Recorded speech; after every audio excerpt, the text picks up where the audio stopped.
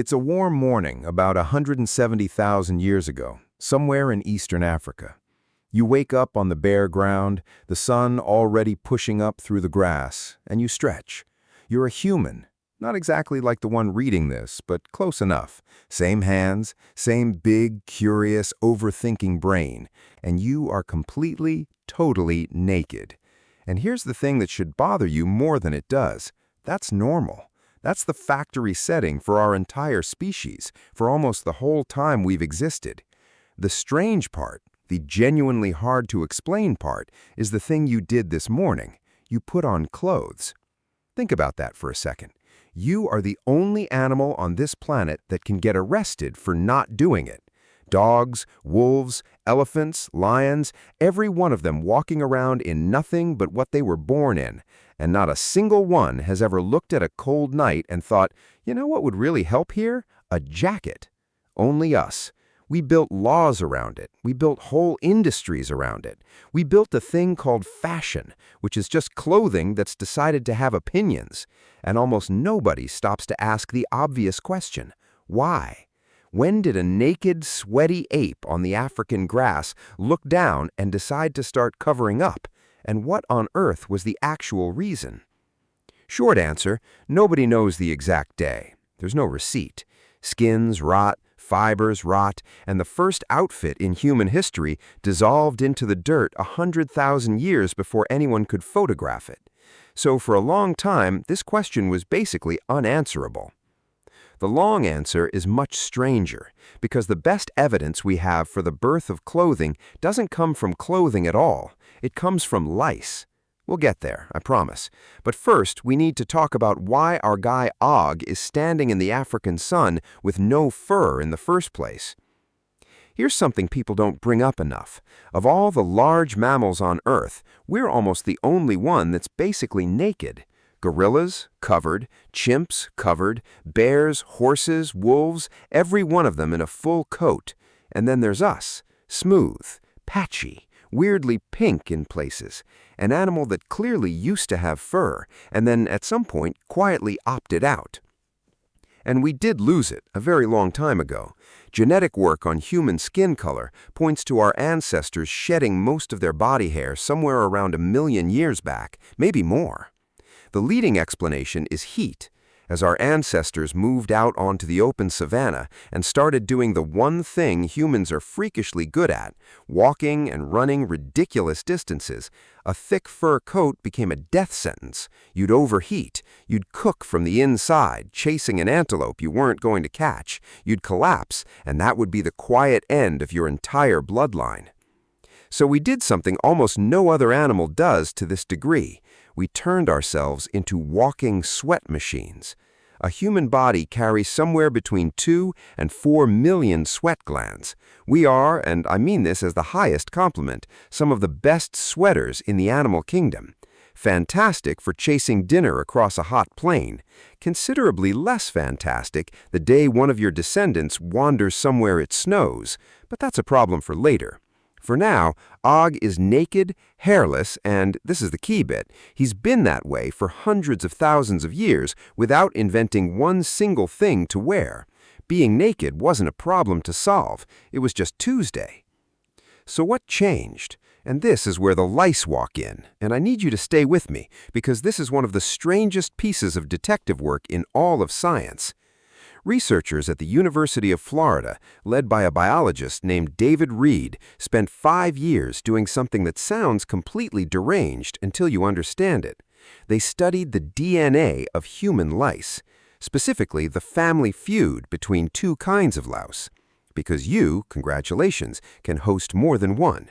There are head lice, which live in your hair, and there are body lice, sometimes called clothing lice, which live in your clothes, the seams, the folds, the fabric itself. And here's the crucial fact, the entire hinge of this whole story. Body lice cannot survive on bare skin. They physically need clothing. No clothes, no body lice. They're a creature that evolved to live inside humans invented. which means the moment in history when body lice split off from head lice and became their own separate thing. That is the moment clothing existed consistently enough to build a brand new home for a parasite. So Reed's team sequenced the DNA, measured the genetic distance between the two, and worked backwards to the split. The answer came back around 170,000 years ago. An earlier study, back in 2003 by a geneticist named Mark Stoneking, had landed a little later, closer to 107,000. But either way, the headline is the same. A louse, one of the most universally hated little creatures in human history, the thing that empties classrooms and ruined summer camp, accidentally recorded the birth of clothing. These bugs have a better paper trail for the birth of fashion than we do. They were there, they adapted, they moved in, which is either wonderful or revolting, and I've decided it's somehow both at once.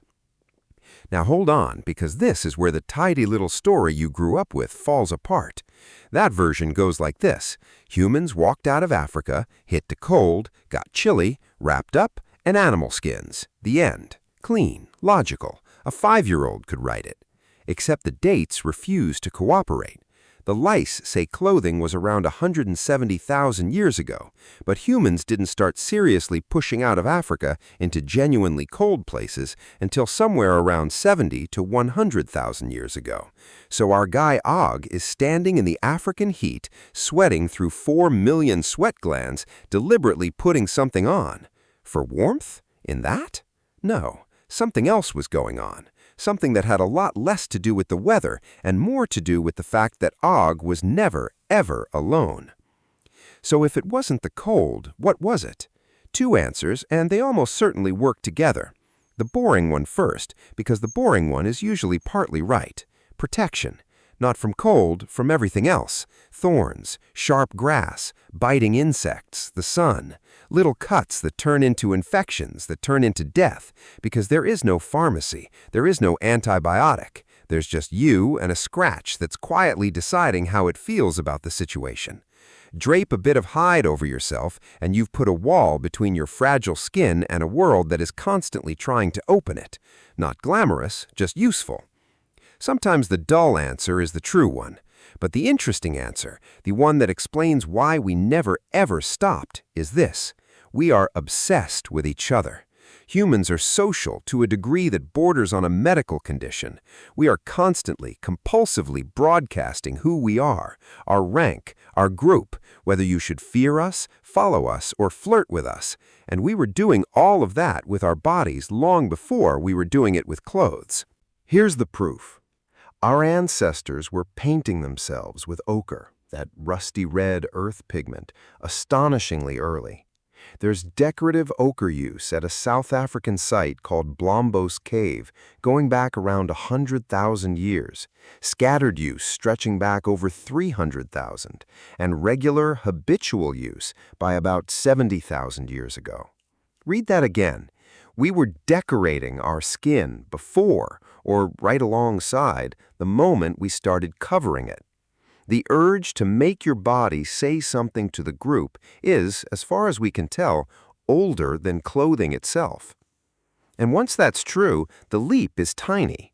You go from, I'm painting my skin to look like something, to, I'm wearing this particular hide to look like something.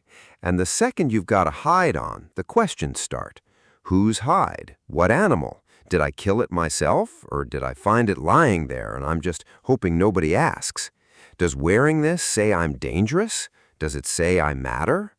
Congratulations, you have just invented the first fashion scene in human history, and it is a handful of people on a grassland quietly judging the one guy who got the good leopard skin. For a long, long time, though, calling it clothing was generous. We're talking about a skin thrown over the shoulders, tied off with a strip of twisted sinew, edges hacked square with a stone flake. The prehistoric version of wearing a garbage bag and fully committing to the look. Then, somewhere around 50,000 years ago, something shifts in the dirt. Archaeologists start finding needles. Not just pointed bits of bone for punching holes, actual needles with a tiny eye carved through one end, clearly built to pull thread or sinew and stitch two pieces of material together with real control. The oldest one we found is a little bird bone needle from Denisova Cave in Siberia, around 50,000 years old. And here's the wild part. It probably wasn't even made by our species. It was likely made by the Denisovans, a completely separate kind of human we didn't even know existed until 2010. The date is still argued over, the maker is still argued over, but the object is undeniable. Someone that long ago looked at a sliver of bone, imagined a tool that didn't yet exist, drilled a clean hole through the narrow end without splitting it, and used it to sew. That isn't survival instinct, that's engineering. And here's the part I find genuinely brilliant, thanks to an archaeologist named Gilligan, who took a fresh look at this whole question in a study published in 2024. Gilligan argues that the needle marks a turning point, not in whether we wore clothes, but in what clothes were for. Out in Ice Age Eurasia, it got so cold that you had to stay covered all the time. And the second you're covered all the time, you've got a problem. You can't show off your body anymore. No more ochre on display, no more scars or markings for everyone to read. Your canvas is gone. So, Gilligan says, we moved the decoration onto the clothes themselves. And that delicate little eyed needle is the smoking gun, because you do not need a fine, fiddly needle just to survive the cold. You need one to make things look good. That's the moment clothing stops being insulation and starts being dress, a statement. Gilligan puts it in a way I keep turning over in my head. Clothing went from being a physical necessity in a few places to a social necessity everywhere. And that is the exact world you're still living in. You don't wear clothes to a summer wedding because you'd otherwise freeze. You wear them because turning up naked would quietly end several relationships and possibly a career. There's one more leap worth pausing on because it's the one that built the world you actually live in. For ages, clothing meant animal skin, warm, tough, but heavy, stiff, and you had to kill something to get it. Then, somewhere along the line, humans started working with plant fibers, twisting them into cord, spinning them into thread, eventually weaving them into real cloth. Some of the oldest twisted fibers we found from a cave in the country of Georgia go back around 30,000 years, and some of them were already dyed different colors, already decorative, already saying something. By the time farming got going, textiles weren't a craft anymore. They were an economy. Flax for linen, wool off the backs of the first tamed sheep, later cotton and silk. Entire trade routes existed just to move cloth around. Empires were funded by it. People fought wars over it. Silk alone redrew the map of half the planet. All of it, every single thread, traceable back to a cold, naked ape with clever hands and a nagging feeling that it should probably cover up. And one last thing that wrecks the neat humans invented everything story. We weren't the only ones doing this.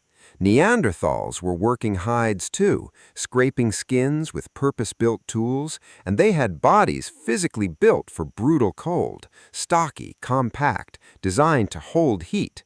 They needed clothes, and the evidence says they made them. The Denisovans, as we said, may have actually outsewn us. 3 different kinds of human in 3 different places, all landing on the same idea: wrap yourself in something. Which raises a slightly unsettling question. Is clothing a human thing, or is it just what happens to any clever, social, cold enough creature with hands and the dawning sense that other people are watching? We honestly don't know. But the fact that it kept happening separately again and again is very hard to wave away. So, why did ancient humans start wearing clothes? The honest answer is all of it. in overlapping waves. It probably started as protection, a barrier between fragile skin and a sharp world. It became a language almost immediately, a way to tell the group who you were before you opened your mouth. It became survival technology when the climate turned vicious and we pushed into places that genuinely wanted us dead. And it became art and identity and an entire industry the moment we picked up a needle and decided our coverings ought to be beautiful too. The remarkable thing isn't that we started. Given what we are, social, status-obsessed, freezing half the time, desperate to be seen a particular way, it was probably always going to happen. The remarkable thing is that you did it again this morning.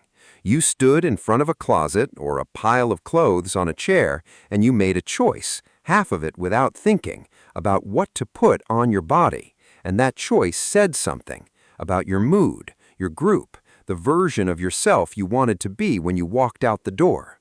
That is the exact same thing Og was doing 170,000 years ago, standing in the grass, smeared with ochre and wrapped in a borrowed hide, working out what his body was telling everyone around the fire.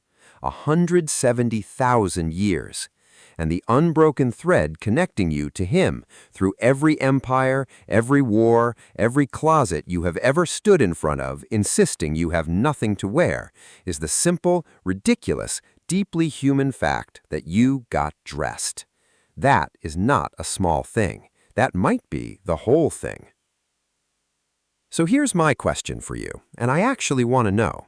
If you could go back and live one full year out there with Og, no clothes, no pharmacy, no roof, no nothing, would you make it?